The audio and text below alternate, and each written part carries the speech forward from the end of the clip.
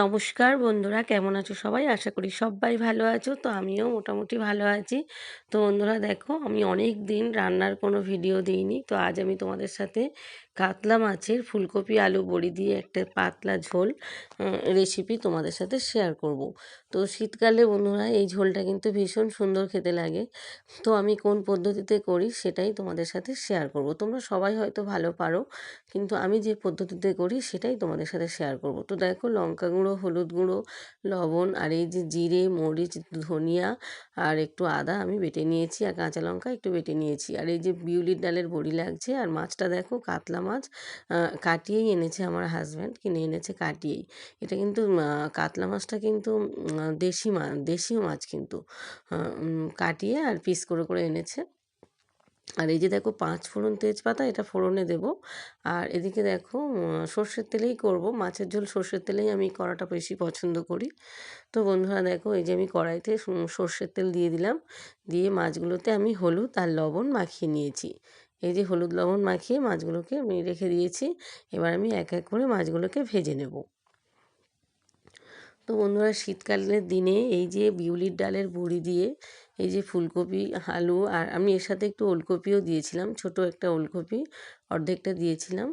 আর বিউলির ডালের বড়ি দিয়ে এই যে ঝোলটা এত সুন্দর খেতে লাগে বন্ধুরা, দুর্দান্ত কিন্তু খেতে হয়। তো যেহেতু মাছগুলো অনেকগুলো পিস ছিল, তো সেই জন্য, আর আমার কড়াইটা ছোট ছিল, তো আমি 3বার করে ভেজে নিয়েছি। তো দেখো বন্ধুরা, এই যে ভাজা আমার কমপ্লিট হয়ে গিয়েছে। আর এই যে মাছের তেল আর মাছের একটা পটকা আর মাছের মাথাটা আমি একটা চচ্চড়িতে দেবো। চচ্চড়ির আনাজটাও আমি কেটে নিয়েছি, তো সেটা পরে করব। মাছের ঝোলটা হয়ে গেলে তারপর আমি চচ্চড়িটা, এই যে পুঁই বিটুলি দিয়ে, ওলকপি আলু দিয়ে, মানে সব রকম দিয়ে, শীতকালীন যেসব সবজিগুলো আর কি সব রকম দিয়ে, আর এই যে মাছের তেল আর মাছের মাথা দিয়ে চচ্চড়িটা আমি করব। তো বড়িটাকেও আমি ভেজে নিয়েছি বন্ধুরা। আর এই যে মাছের মাথা, মাছের তেলটাকেও ভেজে আমি রেখে দিয়েছি। তো প্রথমে দেখো বন্ধুরা, কড়াইতে মাছগুলো ভাজা হয়ে গেলে একটু মানে ওই তেলের মধ্যে আরেকটু তেল দিয়ে আমি ফুলকপিটাকে ভেজে নিলাম। তো ফুলকপি ভাজাটা তুলে নিয়ে তারপর আমি ছোট ছোট করে ওলকপি আর আলু কেটেছিলাম, এই যে দেখো ওলকপি আর আলুটাকেও আমি ভেজে নেব। তো একটু হলুদ গুঁড়ো দিয়ে ভেজে নিয়েছি। দেখো বন্ধুরা, এই যে ওলকপি আর আলুটাকে আমি একটু হলুদ গুঁড়ো দিয়ে ভেজে নিয়েছি। তো বন্ধুরা, আমি কিন্তু অনেক দিন কোনো রান্নার ভিডিও দিইনি, তো সেই জন্য ভাবলাম আজকে একটু তোমাদের সাথে রান্নার ভিডিও শেয়ার করি, যেহেতু রান্নাটা আমি করতে ভালোবাসি। তো সেই জন্যই তোমাদের সাথে একটু শেয়ার করলাম। তো দেখো, এই যে ভেজে সমস্ত একটা ছোট ডেকচি বাটিতে সব তুলে রেখে দিলাম। এবার কড়াইতে একটু তেল দিয়ে তার মধ্যে আমি 5 ফোড়ন দিয়ে দিলাম। 5 ফোড়ন দিয়ে দুটো তেজপাতা আমি মাঝখান থেকে একটু মানে ছিঁড়ে দিয়ে দিলাম। তারপরে আমি এর মধ্যে ওই যে জিরে, ধনিয়া, মৌরি আর একটু আদা আর কয়েকটা কাঁচা লঙ্কা আমি একটু বেটে নিয়েছিলাম। তো সেখান থেকে পরিমাণ মতো একটু দিয়ে ভালো করে মানে ভালো করে কষিয়ে নিলাম। তারপরে এর মধ্যে 2 চামচ মতো শুকনো লঙ্কার গুঁড়ো আর 1 চামচ মতো হলুদ গুঁড়ো, যেহেতু আমি সবজিগুলো ভাজার সময় হলুদ গুঁড়ো দিয়েছিলাম, তো ওই জন্য 1 চামচ মতো হলুদ গুঁড়ো দিলাম। দিয়ে আমি কিন্তু সামান্য একটু জল দিয়ে মশলাটাকে কষিয়ে নেবো। আমি কিন্তু আর তেল দেবো না, কারণ তেলের পরিমাণটা আমি খুব বেশি দেওয়াটা পছন্দ করি না। তো সেই জন্য আমি একটু সামান্য জল দিয়ে ওটাকে কষিয়ে নিলাম। এই যে মশলাটাকে কষিয়ে নিয়ে এবার আমি এই যে ভাজা যে সবজিগুলো, ফুলকপি, ওলকপি আর আলু, সেটাকে আমি এর মধ্যে অ্যাড করে দেবো। তো বন্ধুরা, তোমরা এইভাবে একবার করে দেখো, কি দুর্দান্ত খেতে লাগে। মানে এই যে ঝোলটা কি বলবো, দুর্দান্ত খেতে লাগে। তো আমার 2 মেয়ে বলছিল, মা প্রচণ্ড মানে সুন্দর খেতে হয়েছে। তো ওরা অন্য সময় বলে যে, মা হচ্ছে কাতলা মাছের তুমি একটু কালিয়া বা কাতলা মাছ আলু দিয়ে একটু কষা কষা করে দাও। কিন্তু শীতকালে যখন আমি এই ঝোলটা করে দিই, ওদের মুখে এত ভালো লাগে, ওরা কিন্তু ভীষণ প্রশংসা করে এই ঝোলটার। তো দেখো বন্ধুরা, এবার আমি এর মধ্যে পরিমাণ মতো জল অ্যাড করে দেবো।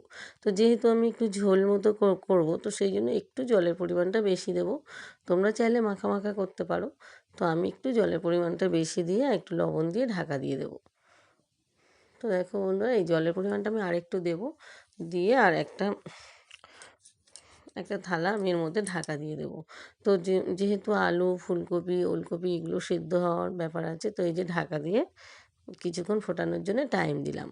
তো এবার দেখো বন্ধুরা সবজিটা সেদ্ধ হয়ে গেছে মানে গিয়েছে কিনা আমি দেখব। তো দেখলাম আলুটা অনেকটা সেদ্ধ হয়ে গিয়েছে।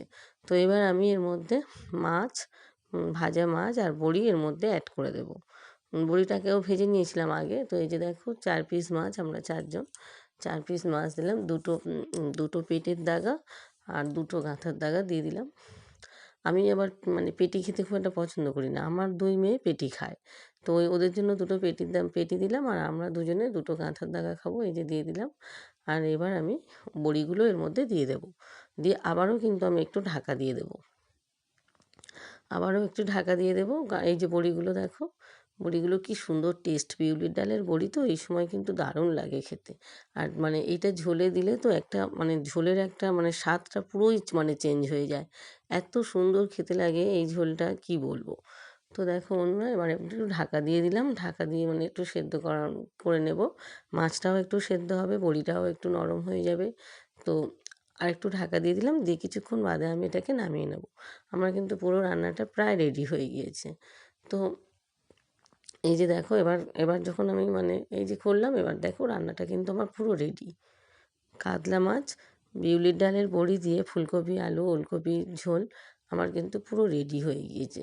তো শীতকালীন সবজি দিয়ে এই যে কাতলা মাছের ঝোলটা এত সুন্দর খেতে লাগে বন্ধুরা, কি বলবো। তো তোমরা এইভাবে করে একবার দেখতে পারো। তো কাতলা মাছের কালিয়া তো আমরা খাই, কাতলা মাছের মাখো মাখো ঝোল, ঝাল অনেক রকম করে খাই। তো এই রকম ঝোলটা কিন্তু তোমরা করে দেখতে পারো, ভীষণ সুন্দর কিন্তু খেতে হয়, আমার তো খুবই ভালো লাগে। তো আমার হাজব্যান্ডেরও খুবই পছন্দ, আমার ২ মেয়েরও খুব পছন্দ। তো আর এই যে দেখো সবজি কেটে রেখেছি, শীতকালীন যত রকমের সবজি আছে সেইগুলো দিয়ে, আর এই যে মাছের তেল আর মাছের মাথা দিয়ে একটা চচ্চড়ি করব।